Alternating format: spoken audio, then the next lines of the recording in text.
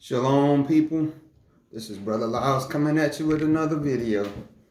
I want to thank you for being here with me on today on my channel. I want to thank all of my subscribers, both new and old. I want to thank you for leaving comments, for sharing the content, and for giving me a thumbs up or a thumbs down. And of course, you know, we're going to talk about the 2024 elections. And we want to key in on our people, the people of Yah. This is, I guess, a conclusion of my before video where I talked about black voting is chitlin politics. This would be, I guess, the conclusion or the second part of my thoughts on what just transpired in America. As we know, Donald Trump won the election. In my analysis that I gave in my previous video, I felt that Kamala Harris would win because I thought that the woman vote, both black and white and Hispanic, and also the Hispanic vote would carry her to victory. And the reason that I felt it would carry her to victory is because she would have been the first woman president, and also that given Donald Trump's agenda to deport illegal aliens out of this nation, and his comments that he made about Puerto Rico, I felt that the Hispanic, at least part of the Hispanic vote, would carry her on to victory. But it was actually the opposite. It was the white woman vote, and it was also the Hispanic vote that was able to carry him to victory. The big tidal wave of black people leaving to go to the Republican Party and voting for Donald Trump never materialized like many people had stated, and which I also stated about 11 months ago in my video where I said that I did not believe that black people would en masse leave the Democratic Party, even if it was for a moment, to vote for Donald Trump. Not in the numbers like they persuaded. So all those that predicted that, especially when they talked about black men that were going to cross the aisle to go to vote for Kamala Harris. And in fact, they said there was an increase of the black male vote for Kamala Harris above that of Joe Biden when he had ran back in 2020. Of course, people are going to say, well, which polls were you looking at or whatever? But I'm pretty safe to believe that what I'm saying and stating is true facts. But we wanna get to our lesson by starting off reading these scriptures, and then we'll get into it. But we want you to go to the book of Deuteronomy, the 17th chapter, and we want to start with verse 16. And it says, "But he shall not multiply horses to himself, nor cause the people to return to Egypt, to the end that he should multiply horses. For as much as the master has said unto you, ye shall henceforth return no more that way." Then we want to go to the book of Isaiah, the 20th chapter, and we're going to start with verse 1. And it reads, "In the year that Tartan came unto Ashdod, when Sargon the king of Assyria sent him and fought against Ashdod and took it, at the same time spake the master by Isaiah the son of Amos, saying, Go and loose the sackcloth from off thy loins, and put off thy shoe from thy foot. And he did so, walking naked and barefoot. And the master said, like as my servant Isaiah has walked naked and barefoot 3 years for a sign and wonder upon Egypt and upon Ethiopia, so shall the king of Assyria lead away the Egyptian prisoners and the Ethiopian captives, young and old, naked and barefoot, even with their buttocks uncovered, to the shame of Egypt. And they shall be afraid and ashamed of Ethiopia their expectation, and of Egypt their glory. And the inhabitant of this isle shall say in that day, behold, such is our expectation, whether we flee for help to be delivered from the king of Assyria, and how shall we escape? I'm going to go to the book of Isaiah, the 30th chapter, and we're going to start at verse 1. And it reads, woe to the rebellious children, saith the master, that take counsel, but not of me, and that cover with a covering, but not of my spirit, that they may add sin to sin, that walk to go down into Egypt, and have not asked at my mouth to strengthen themselves in the strength of Pharaoh, and to trust in the shadow of Egypt.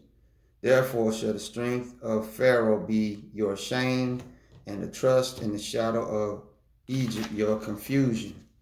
And we want to go to Isaiah, the 31st chapter, and it reads, woe to them that go down to Egypt for help, and stay on horses, and trust in chariots, because they are many, and in horsemen, because they are very strong. But they look not unto the Holy One of Israel, neither seek the Master. Yet he also is wise, and will bring evil, and will not call back his words, but will arise against the house of the evildoers, and against the help of them that work iniquity. Now the Egyptians are men, and not Elohim, and their horses flesh, and not spirit. When the master shall stretch out his hand, both he that helpeth shall fall, and he that is hoping shall fall down, and they all shall fail together. Let's go to the book of Jeremiah, the 42nd chapter, starting at verse 14. Verse 14 of Jeremiah 42, saying, no, but we will go into the land of Egypt, where we shall see no war, nor hear the sound of the trumpet, nor have hunger of bread, and there will we dwell. And now therefore hear the word of the master, ye remnant of Yehudah. Thus saith the master of hosts, the Elohim of Israel, if ye wholly set your faces to enter into Egypt, and go to sojourn there, then it shall come to pass that the sword which ye feared shall overtake you there in the land of Egypt, and the famine whereof ye were afraid shall follow close after you there in Egypt, and there ye shall die. So shall it be with all the men that set their faces to go into Egypt to sojourn there. They shall die by the sword, by the famine, and by the pestilence. And none of them shall remain or escape from the evil that I will bring unto them. For thus saith the master of hosts, the Elohim of Israel, as my anger and my fury has been poured forth upon the inhabitants of Jerusalem, so shall my fury be poured forth upon you when ye shall enter into Egypt. And ye shall be an extrication, and an astonishment, and a curse, and a reproach. And ye shall see this place no more. The master has said concerning you, O ye remnant of Yehudah, go ye not into Egypt. Know certainly that I have admonished you this day. And finally, we want to read the book of Ezekiel, the 23rd chapter, and starting at the 19th verse. And we want to use the Amplified version this time. Verse 19 says, "Yet she multiplied her depravities, remembering the days of her youth, when she was actively immoral in the land of Egypt. For she lusted after her lovers there, whose flesh is like the flesh of donkeys, and whose issue is like the issue of horses. Thus you long for the lewdness and vulgarity of your youth, when the Egyptians handled your bosom on account of the breast of your youth. Thus I will put an end to your lewdness and your prostitution brought from the land of Egypt, so that you will not lift up your eyes to them or remember Egypt with longing anymore." And I want to title this lesson, "Stop Putting Your Trust in Egypt," or "Beware the Leaven of Herod." Stop putting your trust in Egypt, or beware of the leaven of Herod. We're going to read that verse later, coming out of the New Testament, Mark. But we want to go on and just say that for all of you that are despondent out there, all of you that are definitely listening to some of the things that are being put out by the Democratic Party, some of the things that are being put out by the Republican Party. Just remember, none of the stuff that we are going through is new. I can remember when Ronald Reagan came in the office.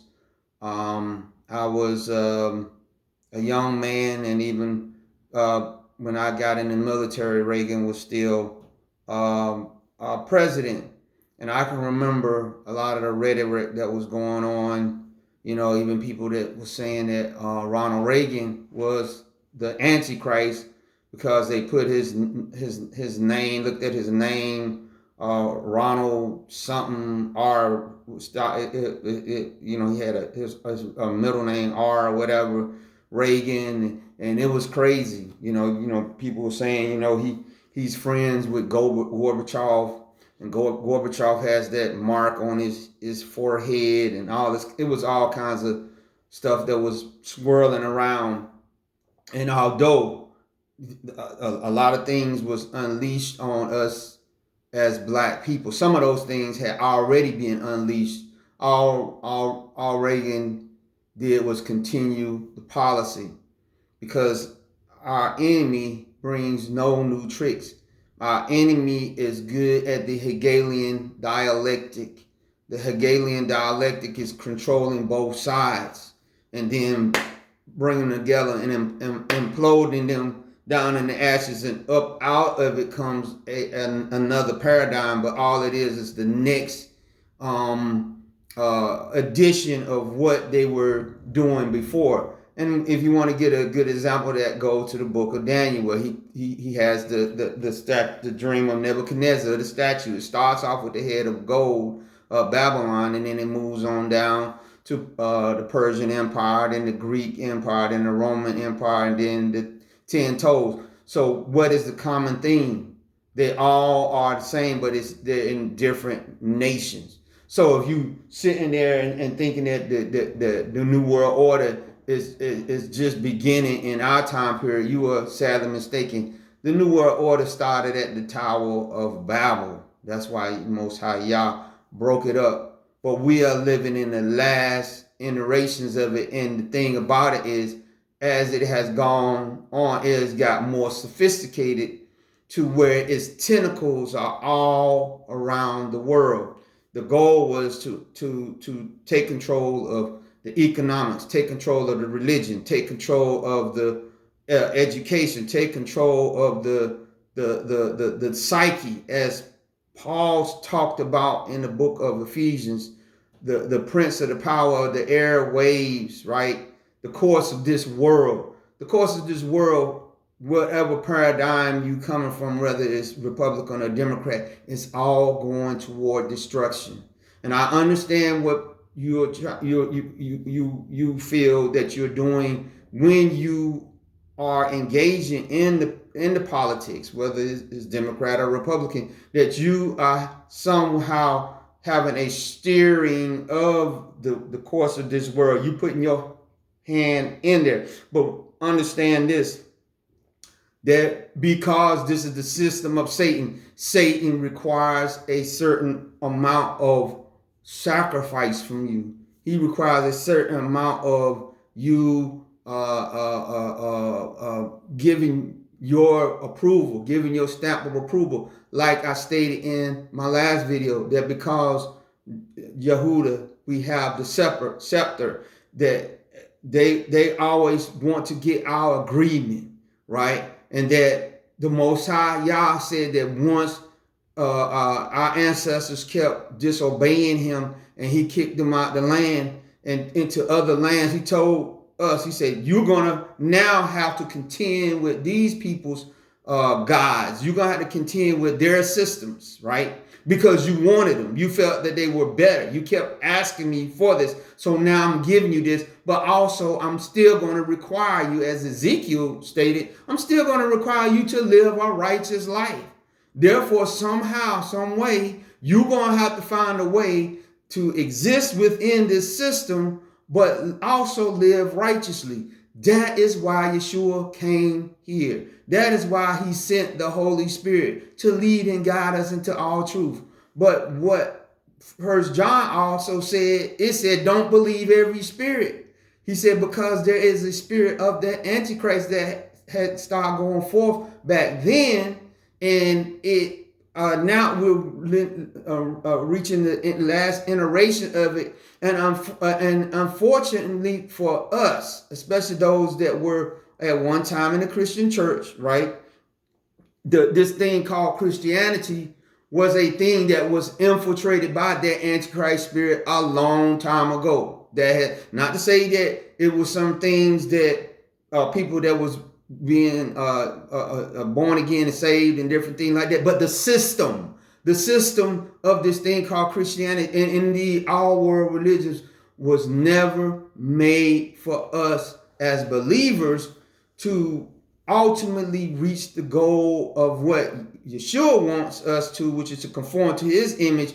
That goal of that system is for you to conform to the image of the world. And the image of the world might not always be what you think it might be. You might think, okay, it's got to be something like Little Nas X giving a lap dance to, Hasatan or whatever. Yeah, it wants to get you on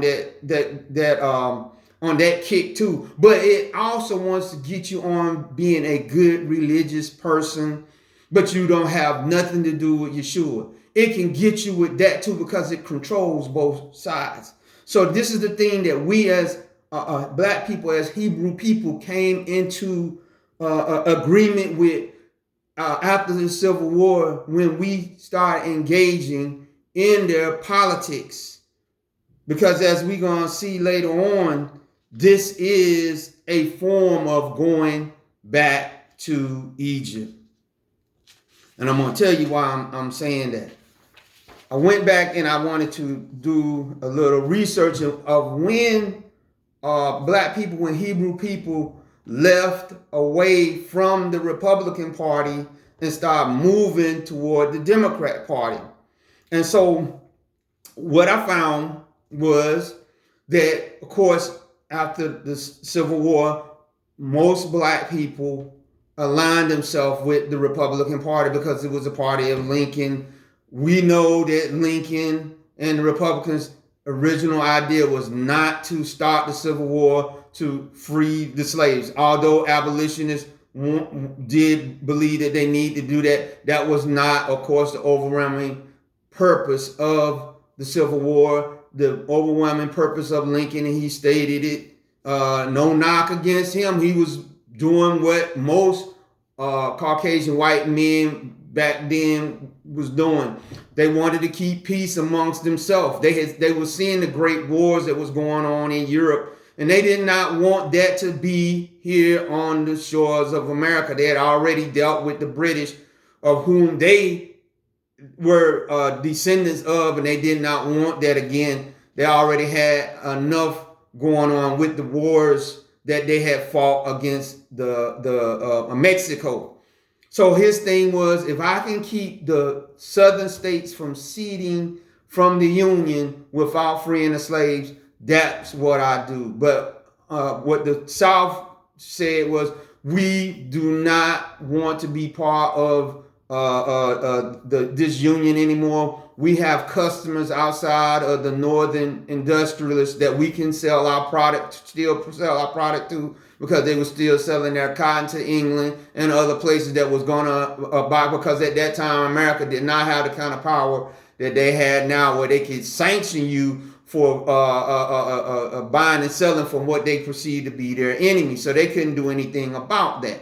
Now, they did be able to get into some ports in the South and burn some of their cotton shipments that were going to be shipped out. But overall, the South was confident that they could hold out. And we know that when the first shot was fired at Fort Sumter, right, that there was a dividing line of some American military generals that said, we're going to side with the South. In fact, many believe, and I do too, that the best generals went to the South, the best tacticians, right? Not the best equipment, because they didn't have the industrial capacity like the North, but they did have the tactics and they had the will, right? They had given them this illusion that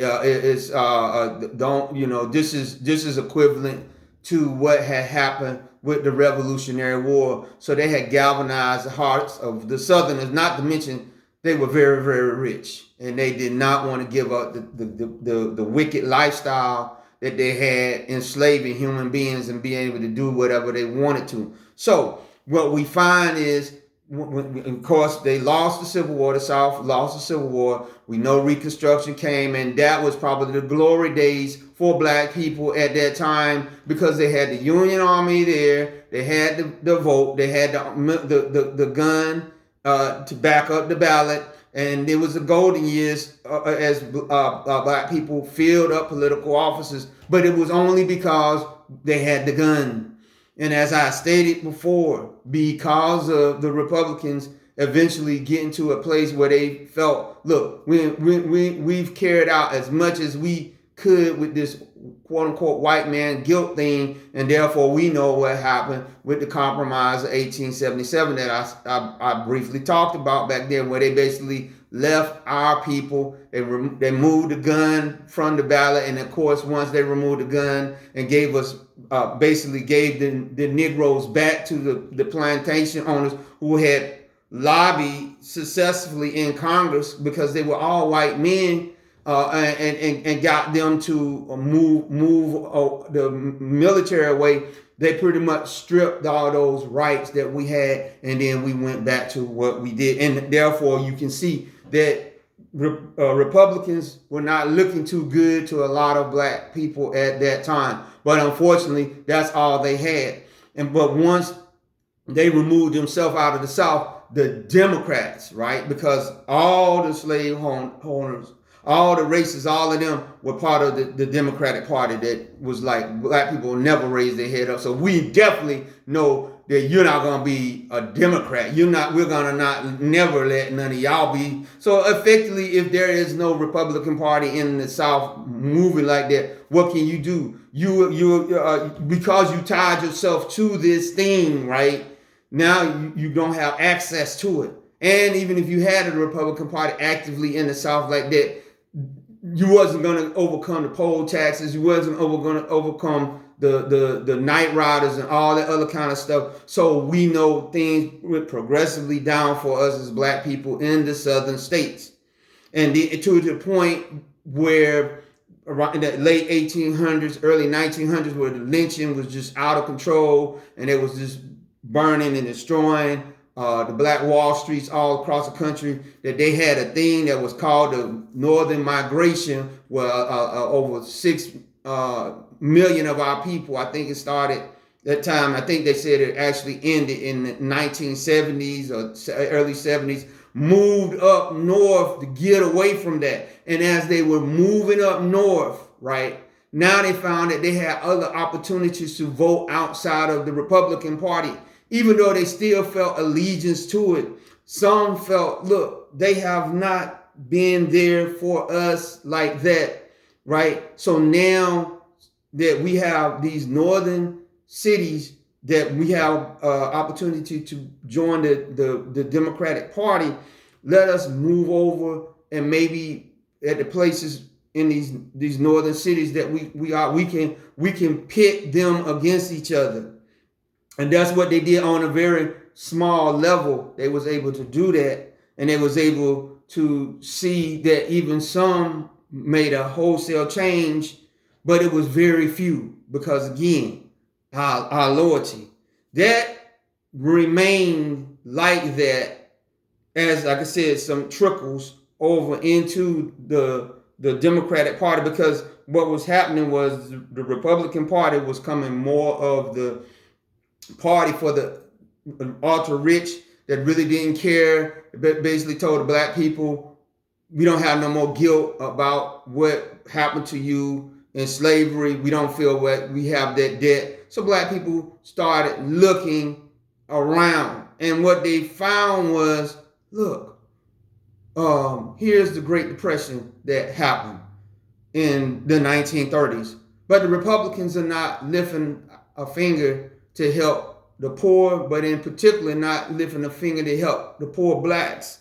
and black people in general, given that it was our backbreaking work in slavery that got the wealth from this nation. So what they seen was this Democrat named FDR, Franklin Delano Roosevelt, right, that came up with a thing called the New Deal. It was to try to lift America up out of the Great Depression and the Dust Bowl years. And he created this thing called the WPA, I forgot what, Workers something Protection Act or something to that effect, and to get people back to work. And in particular, black people work because they had a lot of public works going on in the South, where they was building roads and different things like that, just to try to get people to work, and started this milling around and trying to find food and housing. They said, let's make these camps. So what happened was black people, particularly those in the North, did not make a change of going from the Republican Party to the Democrat Party. But what they said was, in the presidential elections only, we will vote Democrat for FDR starting in the year 1936. In 1936, this is the first significant year of black people voting for the Democrats. Black people who still were Republican on paper, but in the voting booths, they voted 71% for FDR, right? And he won the presidency because he was doing all these different things for not just black people, of course, but it benefited black people. And therefore, black people said, we're going to remain Republican because he's part of Lincoln, but more and more you can see the grip of it loosening off, right? So again, in 1940, when FDR ran for president again, because back then there was no limit on how many times you could run for re-election as a president if the people kept voting for you. So in that, again, it was the same thing. Black people were mainly still Republicans, but in the presidential election, they voted 67% for FDR, and he was elected again. Same thing happened again in 1944, near the end of the war. 68% of blacks voted for FDR again for president, and of course he won, right? Now we know that he died because I don't know if he had cerebral palsy, multiple sclerosis. One of those, whatever it was that had confined him to the wheelchair, is what killed him, some kind of neurological disease. And of course, Harry Truman, who was his vice president, finished out the term. But then in between the time that before the next election, which was going to be in 1948, Truman himself signed kind of continue on with the work that FDR and his wife were doing to reach out to black people with defense, helping them with defense contracts and different things like that, and getting them into the war effort so that they could benefit from some of the industrialization that was going on throughout the country, and tap into that, and also getting them into the military so that they could show, hey, look, we are patriotic. We want to help this country win, just like they did in World War I. And then what Truman did after World War II is that he integrated the military. He was doing other things for black people to show them, look, I am a Democrat, but just like FDR, I want you and others to do better. So again, black people had started slowly moving over permanently to the Democratic Party, but there was still a whole lot more left in the Republican Party. But just like before, in the 1948 presidential election, blacks crossed over into the Democratic party to vote for Harry Truman. In 1948, they voted. 77% of black people voted for Harry Truman, and by that time, you start seeing it just started picking up. It started picking up, but it was kind of like not half and half, but it was getting close to that. But what simultaneously though, you also had these Southern Democrats that were seeing these kinds of things that these Democratic presidents were doing, and they didn't like it. So some of them first, they tried to start their own party, but they realized that's not going to be effective because we don't really have the numbers to do like that. So what they did was they crossed lines and they moving over to the Republican Party in a thing they called the Southern Strategy, like, flip-flopping. And so this continued with, some of the whites moving over to the Republican and some blacks starting to move over to the Democrats. So in 1952, in that presidential election, Truman did not run again, right? But the Democrats put this guy up named Adlai Stevenson.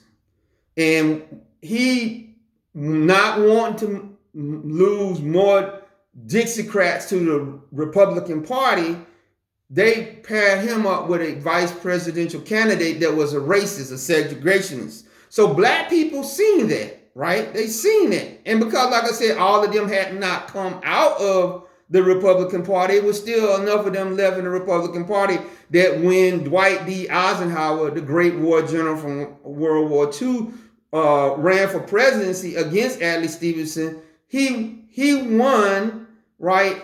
With a majority of black votes. Black people only 10% of black people voted for Adlai Stevenson on the Democratic ticket. Most of them voted for Dwight D. Eisenhower.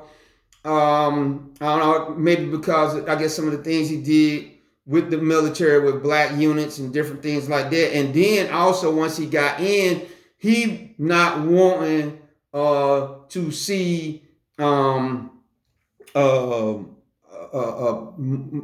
black vote leave to go to the Democrats. He started doing different things with civil rights, like when they had the Brown versus Board of Education thing, where the Arkansas National Guard had came out to try to prevent black students from going in, and how Dwight D. Eisenhower sent the U.S. Army down there to tell the National Guard to stand down and let these black people in, and how you will see the soldiers escorting the black students to class and different things like that. And so black people looked on that favorably. So when Dwight D. Eisenhower ran again in 1956, he still got the lion's share of the black vote to put him back in office. But what had happened, Adlai Stevenson, he ran again on the Democratic ticket, and this time he got a vice presidential candidate that was more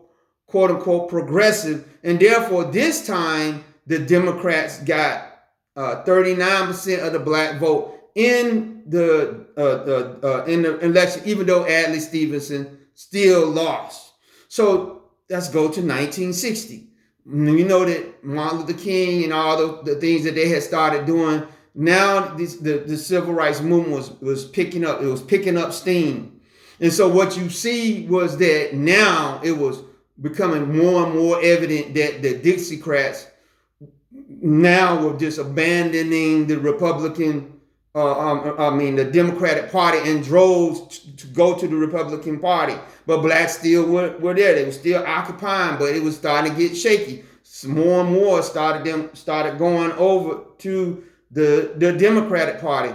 But they needed something to push them. So the push that the black Republicans needed to come in mass to the Democratic Party happened in the 1960 elections, where King had got put in jail for his demonstrating and all that stuff.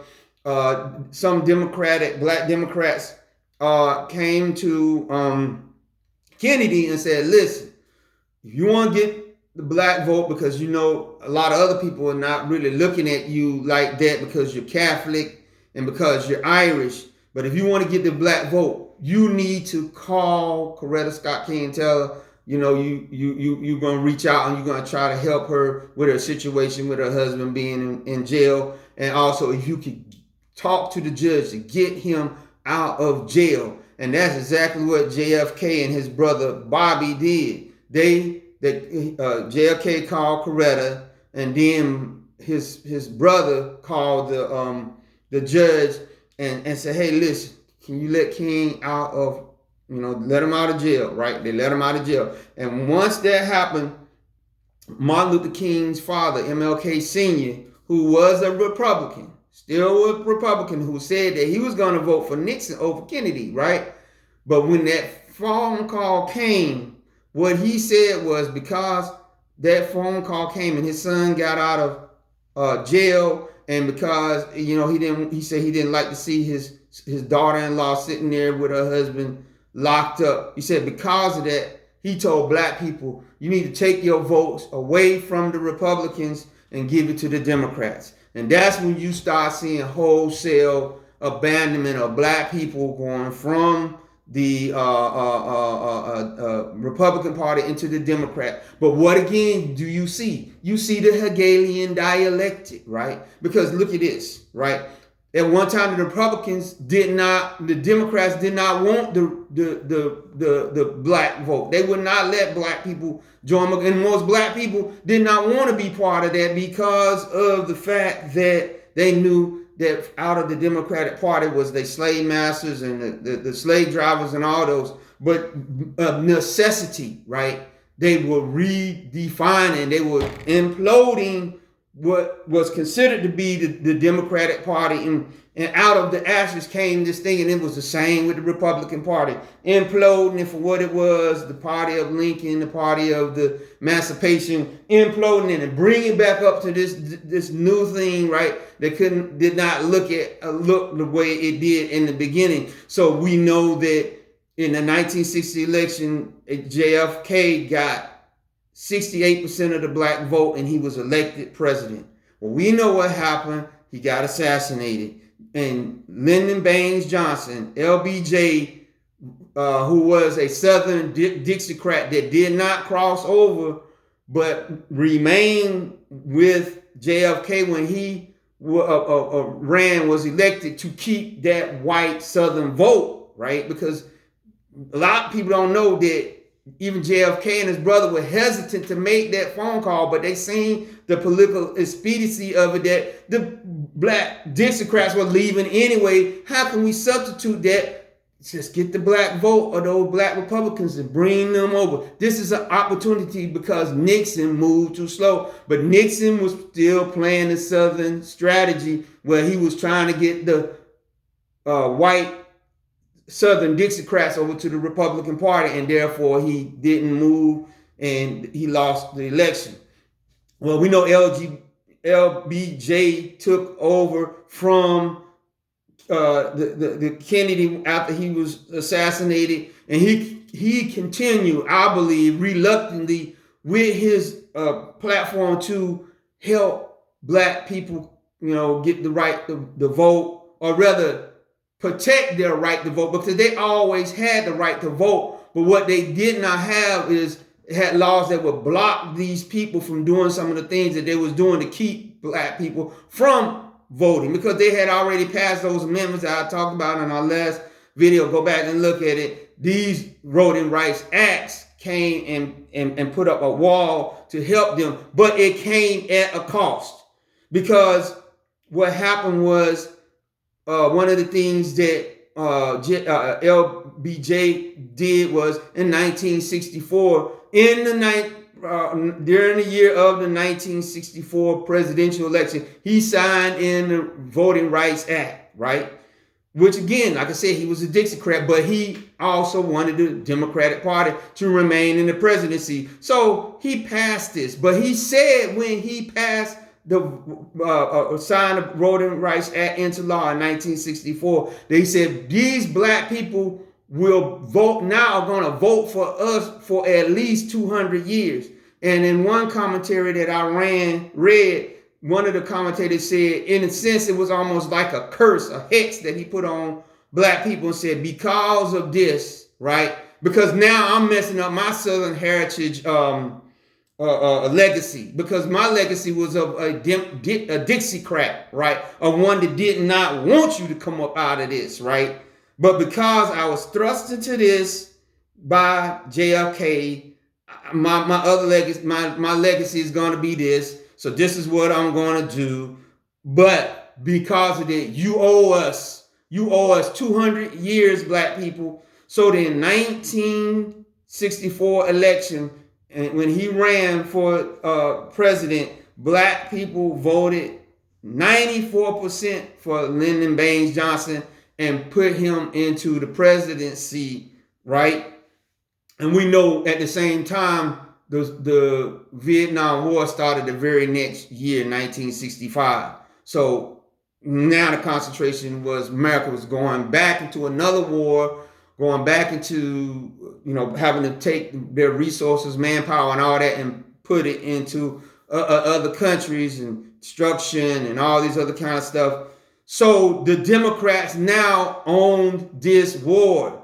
They owned it, and it was a very unpopular war. In fact, we know that Martin Luther King, before he was assassinated in 1968, which was also the year of the 1968 presidential election, he had spoke against it and got a lot of people angry, because they was like, look, we signed these civil rights and stuff for you, and you got some kind of nerve now to come up and say, we're not doing enough for the poor, we ain't doing enough for you, and now you talking about you want to come for a check and all this. We done. And they, of course, the thing of the lone gunman and all that was a lie. No, it was the powers that be that took Martin Luther King out. That's just my belief. Some people say no, they don't believe it. It was conspiracy theories, but they took him out. But being again that the Democrats had signed that, and even though King detested and talked against the war, and even that the Democrats owned the war, even with that, in the 1968 presidential elections, and by that time, most of all black people were Democrats now, and most of all Dixiecrats now have moved over, and now we're Republicans, right? In that election in 1968, 90% of black people voted for Hubert H. Humphrey, who of course lost. Then in 1972, the Democrats still owning the war, because the war was still going on. Black people again voted 87% for George McGovern, who lost to Richard Nixon. Then in 1976, a year after the Vietnam War was officially over, right? Black people voted 83% for Jimmy Carter, who was a Southern Dixiecrat. But they said, no, he's a different Southern Dixiecrat. He's not prejudiced or whatever. He's from Georgia. He's from Blaze, Georgia, but he's just a simple peanut farmer who at one time was in the U.S. Navy. It was a nuclear sub captain and all this. It was always some kind of suspicious about all of that. But be that as it may, right, black people voted overwhelmingly for him, right? But they had some, I guess some might have had some reservations because you start seeing the numbers going down a little bit, but still it was around a certain percentage. We're going to get to that at the end. So we know what happened with the Carter presidency, all the stuff that happened, the stuff that happened with the Iranian embassy and the embarrassment to America and whatever. And also America was coming out of war and, it was in debt because of all of that or whatever. And so in the 1980 election, a lot of the country had it with Jimmy Carter because of the embarrassment of the stuff that had happened in Iran with the embassy, where the American people in the U.S. embassy in Tehran had been held hostage for that long, right? And so a lot of people was not feeling him like that. But even given that, in 1980, still 83% of black people voted for Jimmy Carter, who ultimately lost to Ronald Reagan, right? So in 1984, when Walter Mondale ran, even given the fact that what had happened with Jesse Jackson also running at that time, we know that he had garnered a lot of the black vote. But what the Democrats told Jesse Jackson is, give us those votes so we can give them to Walter Mondale. This is just a game you playing. We ain't got no time for games. You're going to mess up the presidential election. We understand what you're trying to do. You're trying to send a message out to us, but give us those votes. Those votes were taken away from him and they were given to Walter Mondale. And with that, 91% of black people voted for Walter Mondale, but he ultimately lost again to Ronald Reagan. But black people gave him 91%, even with that. Some people was thinking that was kind of a shaking moment that black people, and in particular Jesse Jackson, was trying to do to the Democratic Party. They said, look at the power that we have. But ultimately they squashed it and said, enough of that and give us those votes. So then in 1988, when Michael Dukakis was running on the Democratic ticket for president, 89% of black people voted for him. Then in 1992, he lost. Now he lost to George Bush Sr. Then in 1992, and when George Bush was running for re-election against Bill Clinton, right?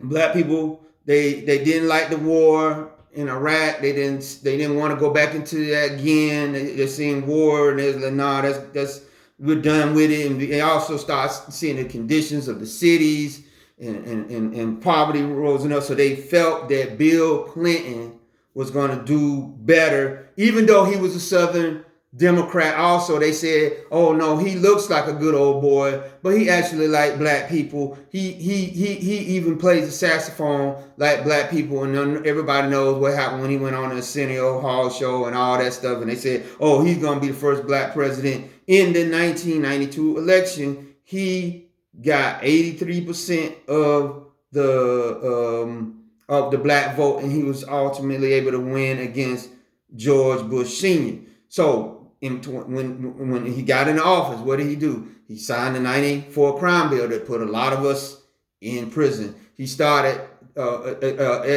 reaching out to China, which exported a lot of jobs and stuff, just as when black people was needing the most. A lot of jobs. I remember when I was in office and a lot of one of these companies I was working for, one of the cable divisions that they had went off to China.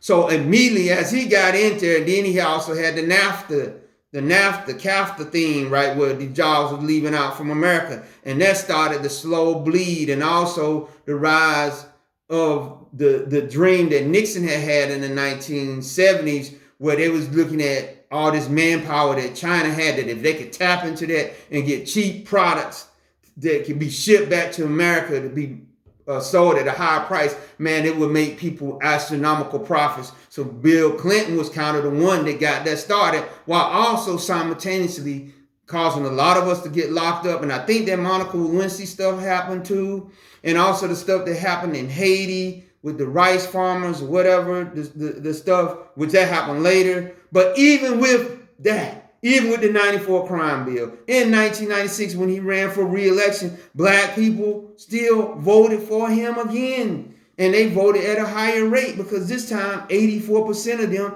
voted for Bill Clinton, even given all the stuff that had happened, even with all the people around him mysteriously dying, Ron Brown, all that kind of stuff, black people not wanting to question, embarrassing them with the stuff that happened in the later, it happened with Monica Lewinsky, and we tied our boat to that, but it was like LBJ had said, you gonna be enslaved to us for 200 years, black people, to vote Democrat no matter what. So then in the year 2000, in the 2000 election, Al Gore, who was the vice president under Bill Clinton, he ran for president. And we know what happened with that, with the hanging chads and the Secretary of State of Florida having to give the count that said that, the state of Florida will go to George Bush Jr.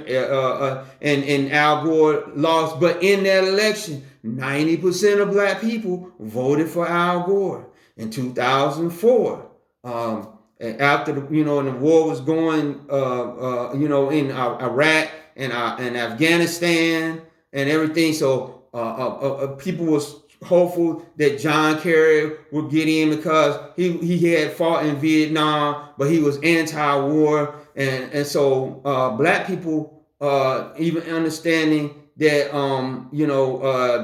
it's hard to unseat a president that is during war, they still voted strong numbers for John Kerry to try to unseat George Bush out of office.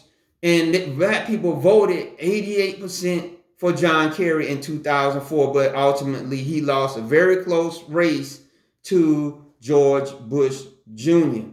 Then in 2008, right, when we know that Hillary Clinton had thrown her hat in the ring to try to run again, and there was some black people that was excited about that, but then some that wasn't because they was thinking about the stuff that had happened with Clinton. So along comes the senator from Illinois, Barack Obama, who was a virtual unknown, right? And he put his hat in the ring against Hillary Clinton. A lot of people thought he was going to have his hat handed to him.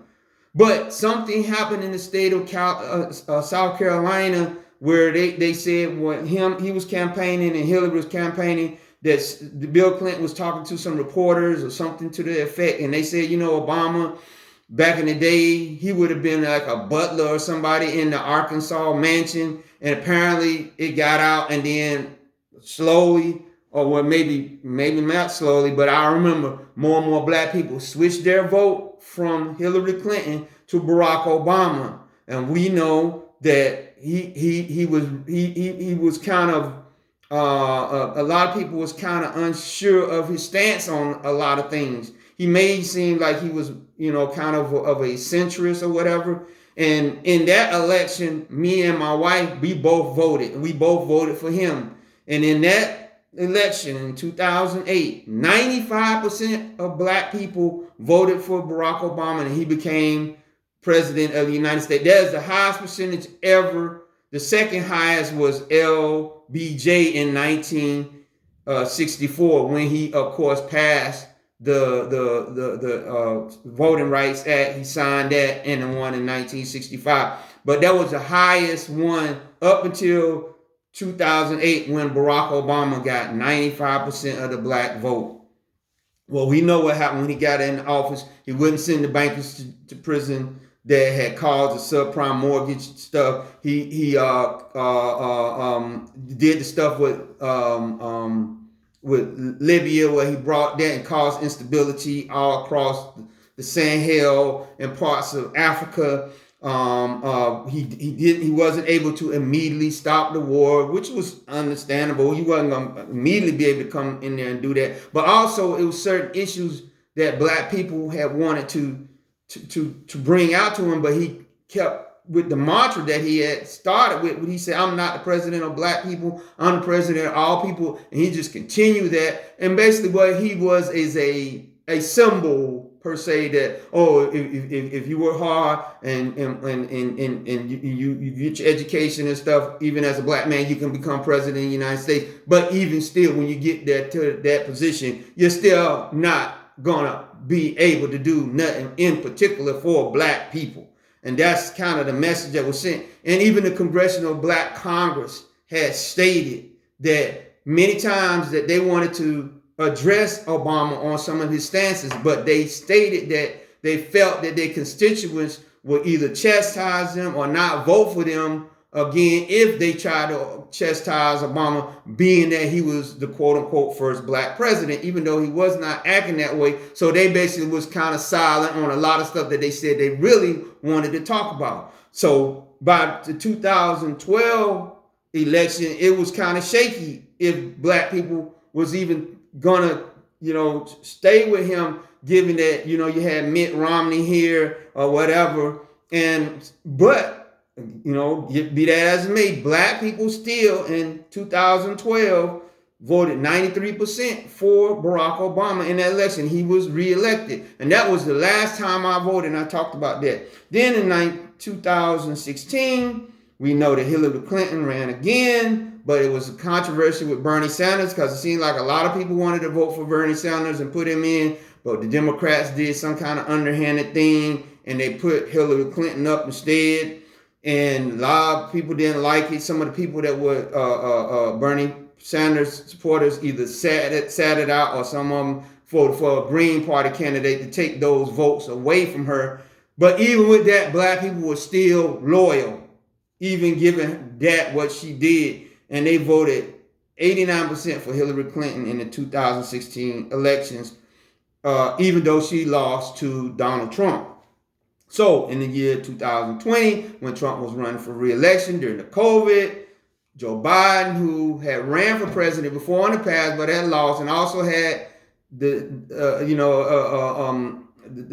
reputation of having rubbed shoulders with the Dixiecrats back in the day when he first started in politics, and that he kind of had real deep friendships with some of the racist Dixiecrats, but he was able to get Joe Clyburn, who was a black congressman from South Carolina that was the House Minority Whip.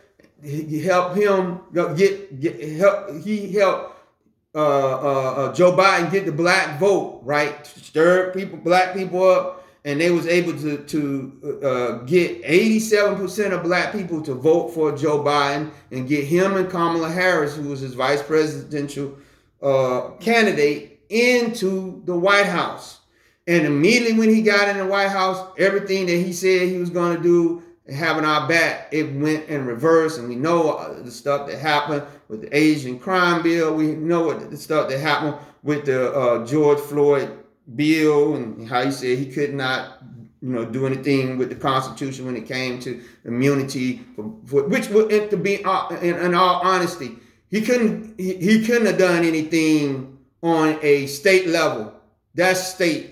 Federal, yes, maybe he could do something, but even with that, I don't think he touched that neither. But we understand that it wasn't looking good for Kamala Harris when they was able to declare that Biden might have not been in the best of health to run for re-election, and therefore they gave everybody, including black people, they gave Kamala Harris as the presidential candidate. There was no primaries and all that other kind of stuff to get other people that wanted to vote, that wanted to run for president. They said, no, she's going to be it. Everybody else, we ain't taking no people. So in the 2024 election, there was all this talk about, but black people ain't gonna vote for her like that, especially black men and all this other kind of stuff. Well, just like I said at the beginning, that was not true. So far in the exit polls, it has been shown that 83% of black people voted for Kamala Harris in this 2024 election. And actually they said that it was a rise in black men that voted for Kamala Harris over what happened with Joe Biden. So black people have remained under the thing that LBJ stated, that they would continue to vote Democrat for at least 200 years. Now we know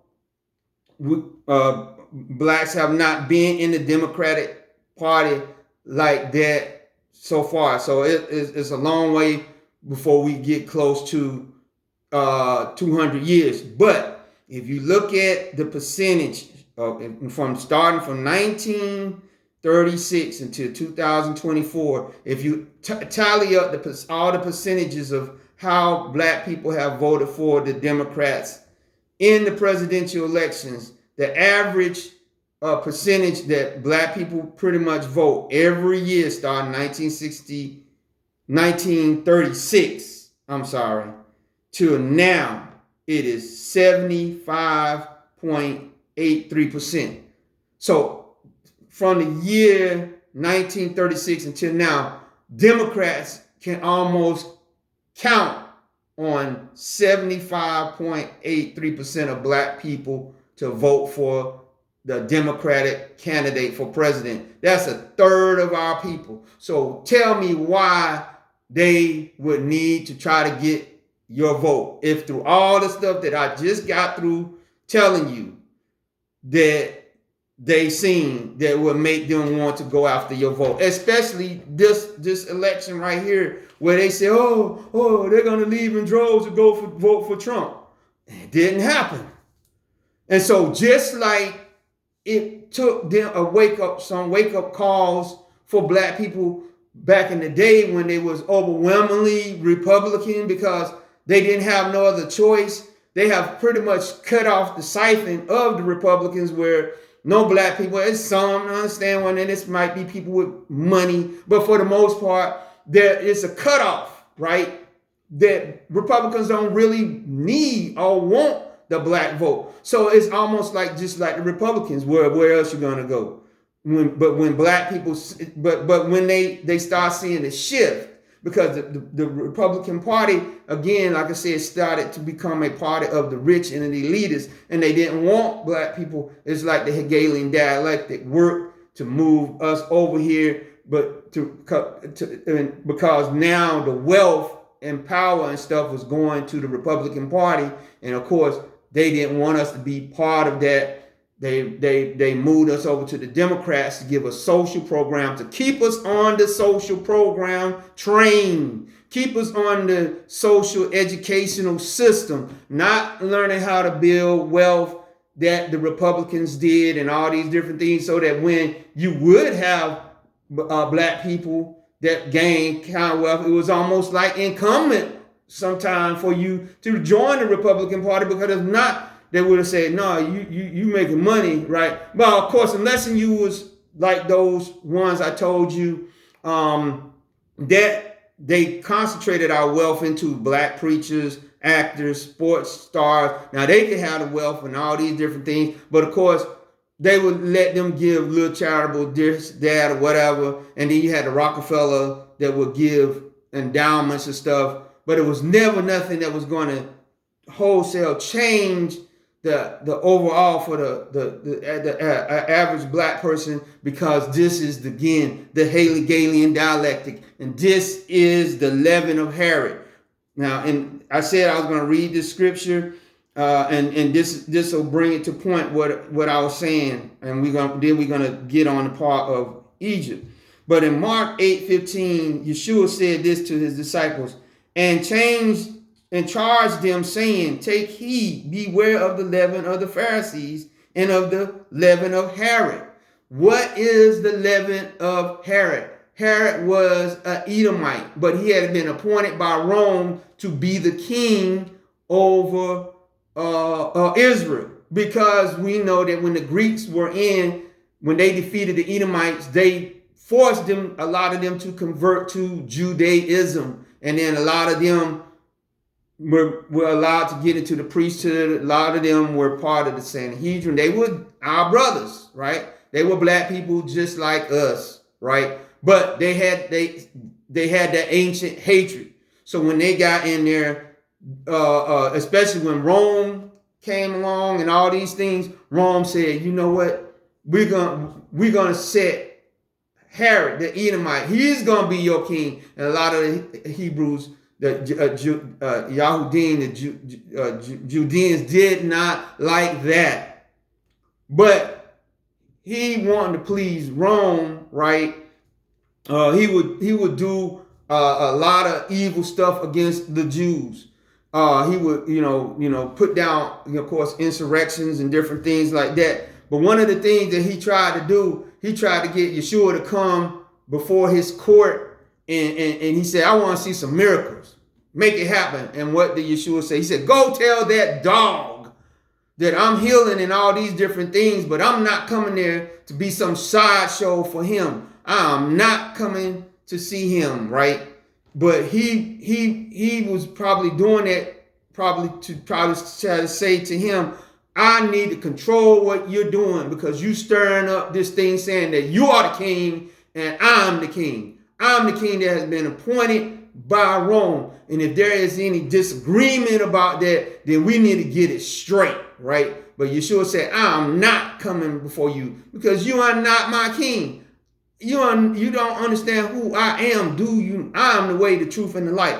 And therefore, the political thing that Yeshua could have did is to go to Herod and say, look, I know that you've been appointed by Rome and I don't want no problems, so I'll do this and I'll do that. But no, he said, no, I'm here. I've been coming here to set my people free spiritually.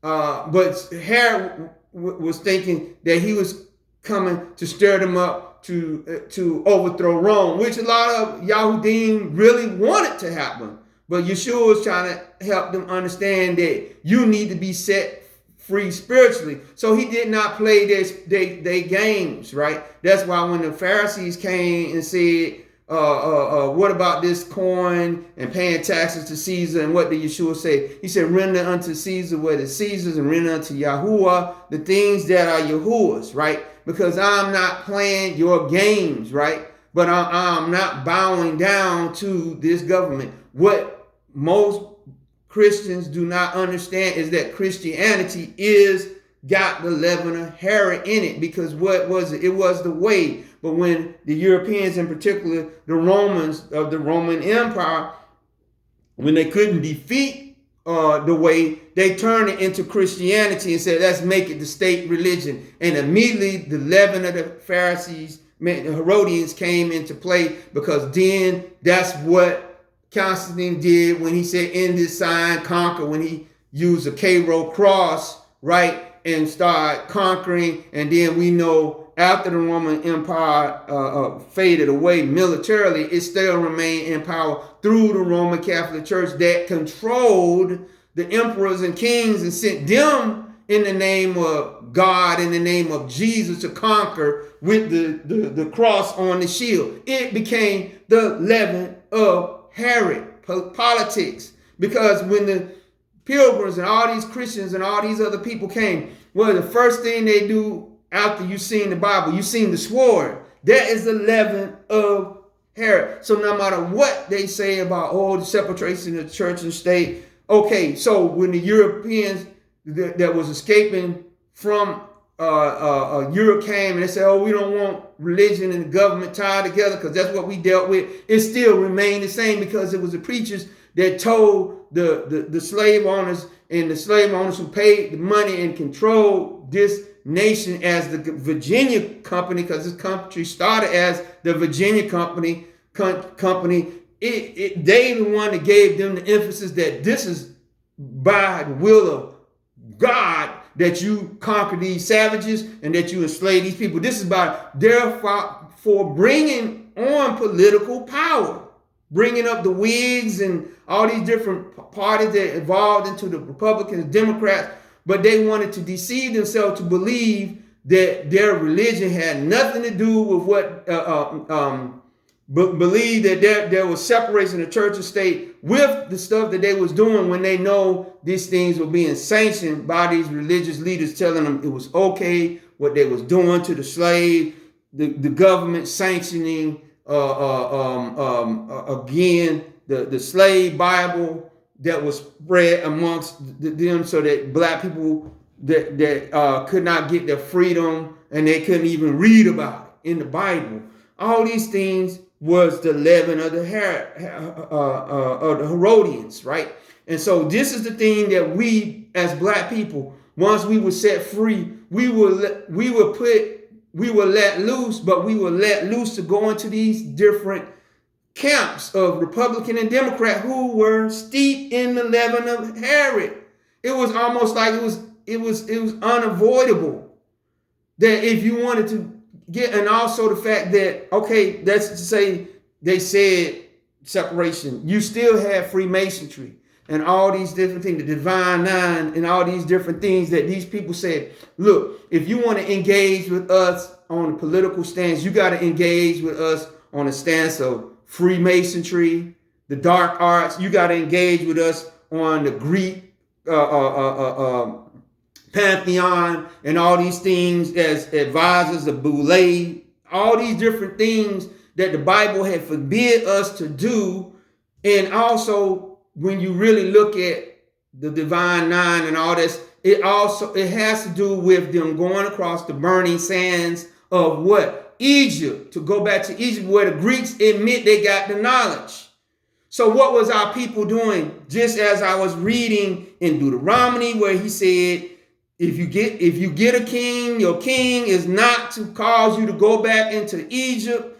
When I read Isaiah, when the Assyrians were coming against Judah, what did they do? They said, let's go to Egypt for help. They can help us. Let's go to the Ethiopians to hire them out. Y'all said, because you're going back to Egypt after I forbid you in Deuteronomy 17 to do, he said, I'm going to lead those Egyptians and Ethiopians into slavery. And what is going to be your help then? What did he say? He said, you're going to be afraid and ashamed for Ethiopia, your expectation, and Egypt, your glory.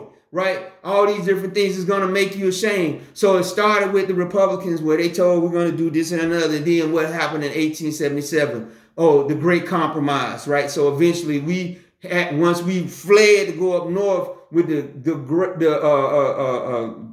Great Northern Migration, where almost 6 million of us went up north, and we got up there in the north, right? And then our perception of a lot of things started changing. A lot of black people started getting into studies of communism. We know that communism is atheistic. We start getting off into a lot of LGBTQ experimentation, drugs, drug use, prostitution, all these different things we start getting off into, because as we were crossing over, right, from the, not to say that in the South black people wasn't doing things neither, but it was like when we got up to the northern cities, right, and then we crossed over, right, into the Democrats, and the Democrats basically was saying, the Bible said, never let me get so poor that I detest, quote unquote, God. Our poverty was so great that when we got up there, black people was doing whatever it was they could do to survive. That's when you start seeing the rise of black gangsters, black gambling. Indeed, the form of the lottery started with us, where we could not go to the horse race, bet on the horse races. But what people did was they would get the numbers of the horses and they would go to the house. And it was just from this concept came the state lotteries, from what we were doing. So now we was being reintroduced some of the same sins that we had been doing in the land that got us kicked out. But in order for us to engage in this political stuff with them and get power here, we had to do these things. And therefore, that's why he said in Isaiah the 30, he said, the strength of Pharaoh is going to be your shame. And you're going to, and your trust in his shadow going to be to your confusion. Black people start getting off into a lot of confusing things, right? You start seeing us getting off into Buddhism. You start seeing us getting off into all kinds of weird stuff when we switch parties. But again, both parties have never really been good for us in that sense, in the overrun, right? And then remember again in Isaiah, the 31st chapter, where he basically they were looking at the Egyptians as they were some kinds of Elohim, some kind of gods, and also the fact that they great military prowess they had. And they said, we're doing this because we don't want to be hungry. We're doing this because they have the might to protect us. But Yah said, you know what? I'm going to destroy the Egyptian that's trying to help you, and I'm going to destroy you for going after the help of the Egyptians, right? And indeed, what we find when they signed the Voting Rights Act in 1964, when they started the Vietnam War in 1965, the y'all born, who were the ones that they were sending on the lines, spraying them with Agent Orange, killing them, and the Viet Cong was killing us? It was our people, our men. Who was the one that was coming back, addicted to drugs? And then when some of them, when Nixon got in, he started the war on drugs. It was really the war against black people, because a lot of them were hooked on drugs in Vietnam. And they even made a thing where if you pissed hot on a urinalysis in Vietnam in the 1970s, you could not come back from Vietnam until you got straight. And maybe in between that time, you might have got killed because you're still operating in country. So the war that started on drugs was started with us in mind, because by that time, because we had been introduced to all this stuff, because we had signed that pact with Johnson, like he said, y'all gonna be enslaved to us for 200 years for your vote.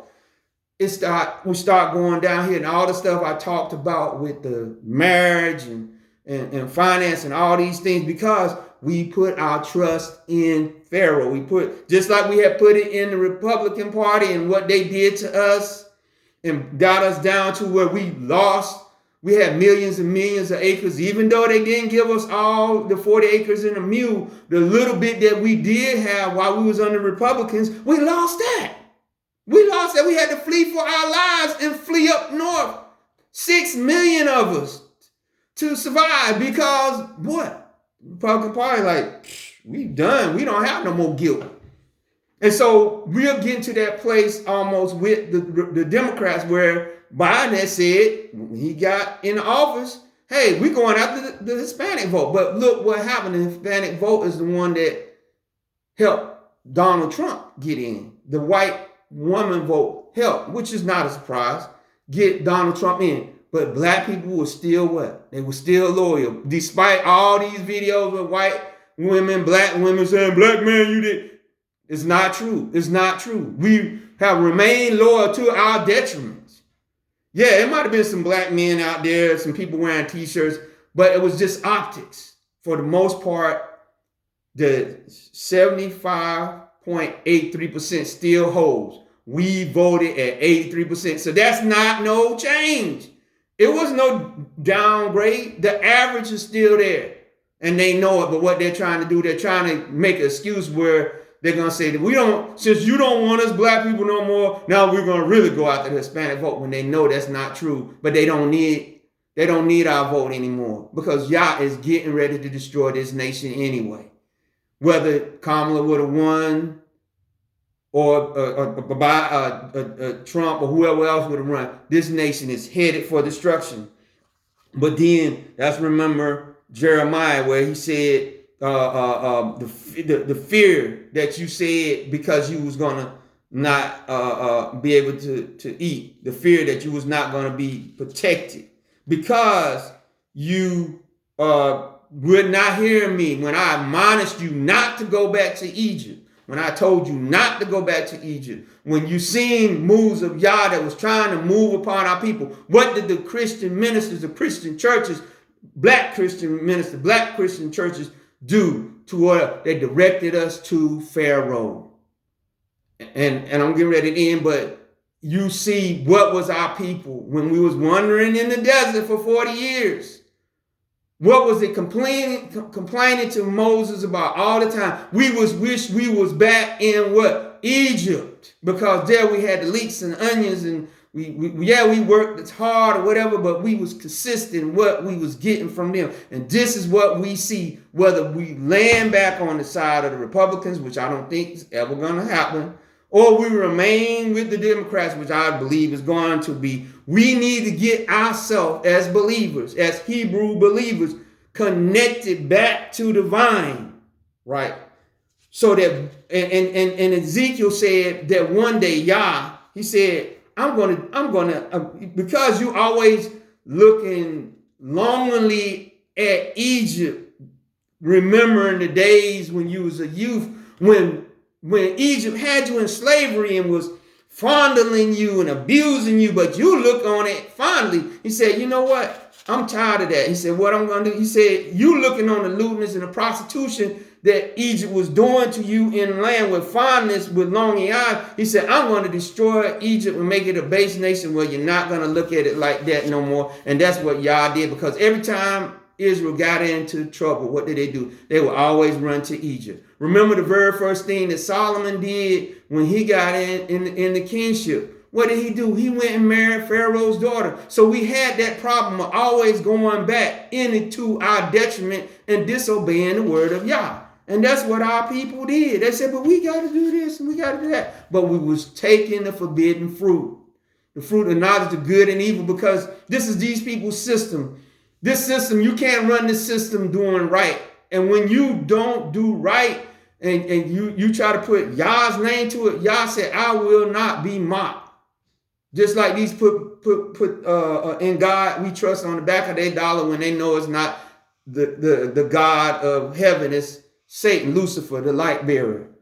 And our people basically married us to that. And Yah said, I'm going to bring the whole system down. That's why Yeshua in the book of Revelation said, come out from among her, my people, and be not partaker of her sins. We have intertwined ourselves into this thing with all these black politicians that we got. We got all these people in offices. And I know I've talked about this before where they said, well, what are we supposed to do? We're supposed to sit out of the bar and let other people. I'm not telling you what to do. I'm just telling you what the word said. Let the Holy Spirit lead you to what you need to do. But you see what's getting ready to happen now. You see now that Trump is in office and all those black DAs and all those people that the Democrats pushed up to prosecute Trump. Now Trump is going to go after them, but the Democratic Party is not going to help him because it's y'all didn't vote for Kamala, which is a total lie. But they're going to use it. They're going to say y'all didn't vote for us, therefore we're going to leave you to, which is a lie again. But they're going to lead them to their own devices,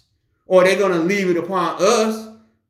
People will say, now y'all need to get out there and protest them, not whatever. No, because they shouldn't have took the bait. They should have said, look, like I stated, if there were white DAs and all those people that either tried to and couldn't put Trump in prison or declined to do it, why are you pressing upon us who don't have that power base like that? They was setting them up for failure, if just in case they couldn't put Trump in jail and keep him from running again. And that's exactly what happened. And now all those ones went, because what did Trump say? He said he wants the list of all this, that, and other. And those people, they ain't gonna, and I could be wrong. It could be, but I doubt if they gonna help them. I really doubt. You just remember the black woman with FEMA that told the black woman supervisor that told the people in the Asheville thing, hey, if you see a Trump sign in the yard, don't go help him. What happened to her? She got fired summarily. Do you see anybody? Do you see Biden stepping up and say, I'm going to defend her? No, he's not. And the same thing is going to happen because you did not listen. So with that, I'm going to tell you, now is the time for us to get hooked back up into the vine. I know people are saying, hey, I got to live here on earth. But I just gave you the word. You got to ask the Holy Spirit what he wants you to do. But I'm telling you, stop putting your trust in Egypt. Stop putting yourself in the elephant. Stop putting your trust in a donkey. Beware of the leaven of Herod, of the Herodians, of politics. Because now it is, remember, Christianity is that. It is that. That's why you had black and white churches both. What? One Trump supporting Trump, one supporting going against the things that's in the Bible, right? Both of them are wrong. But with that, I know, like I said, people have they eyes have to be opened up like mine, so I understand that. But with this video, like I said, this is I'm hoping to get into other subjects. I want to kind of leave this where it's at, right? And this, I just giving you what the Most High gave me. We might from time to time, if we see different things come up, but we definitely going to speak out against. Now we definitely going to speak out against evil when we see it. It don't matter, right? Because I wasn't for either one of them. I voted for the couch. I wasn't for neither one of them. I definitely couldn't see. Now, did I tell my wife and my sons and all them? I told them, hey, look, y'all can, because that's the way I operate. I don't. There is no dictatorship here, right? And I said that, I definitely never ever, persuade my wife or my sons or any people away from voting if that's what they want. But I will tell them what I believe the word is saying. And that's what I did. And I will tell my convictions. And I will not blink or bat an eyelash at it. Because like I said, at one time I was there. But I'm not there anymore. So with that, I want to thank you for your time listening tonight. I want you to continue to pray for our strength in the Most High Yah. I want you to continue to subscribe. I want you to continue to leave comments. I want you to give this video a thumbs up. And just continue to pray for the 12 tribes scattered abroad. Be blessed.